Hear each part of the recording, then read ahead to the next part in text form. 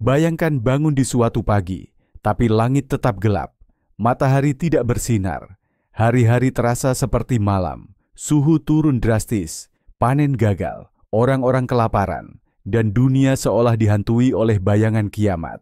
Ini bukan cerita fiksi, ini adalah kenyataan yang terjadi di tahun 536 Masehi, tahun yang disebut sebagai tahun terburuk dalam sejarah manusia. Pada tahun 536 Masehi, berbagai catatan sejarah dari Eropa, Timur Tengah, dan Asia Timur menggambarkan fenomena aneh. Matahari tertutup kabut tebal selama lebih dari 1 tahun. Sejarawan Prokopius dari Kaisarea menulis bahwa matahari kehilangan cahayanya, redup seperti bulan, dan tidak mampu memberikan panas yang cukup bagi bumi. Sumber sejarah dari Tiongkok juga mencatat bahwa salju turun di musim panas, dan kelaparan menyebar di seluruh negeri akibat panen yang gagal. Apa yang sebenarnya terjadi? Mengapa matahari menghilang? Para ilmuwan percaya bahwa penyebab utama kegelapan global ini adalah serangkaian letusan gunung berapi super besar. Bukti dari inti es di Greenland dan Antartika menunjukkan adanya peningkatan sulfur yang luar biasa. Tanda bahwa letusan besar telah menyebarkan debu vulkanik ke atmosfer, menciptakan tirai abu yang menutupi cahaya matahari di seluruh dunia. Beberapa kandidat utama adalah 1. Gunung Ilopango di Amerika Tengah 2, Gunung Rinjani di Indonesia 3. Gunung Okmok di Alaska. Letusan dahsyat ini menyebabkan efek domino mengerikan. Suhu bumi turun 2-3 derajat Celcius, membuat abad ke-6 menjadi salah satu periode terdingin dalam sejarah manusia. Kegelapan tahun 536 hanyalah awal dari malapetaka besar.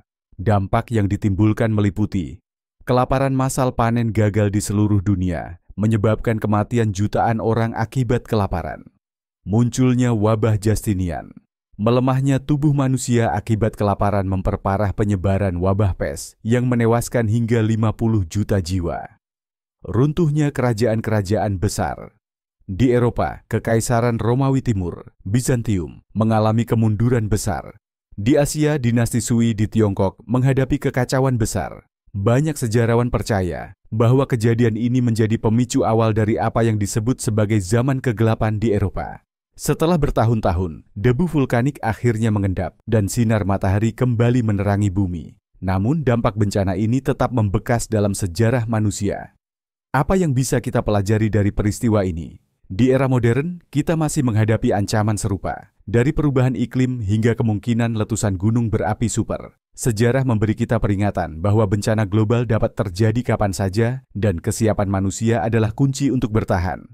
Jadi, bagaimana jika fenomena seperti ini terjadi lagi? Apakah kita siap menghadapinya?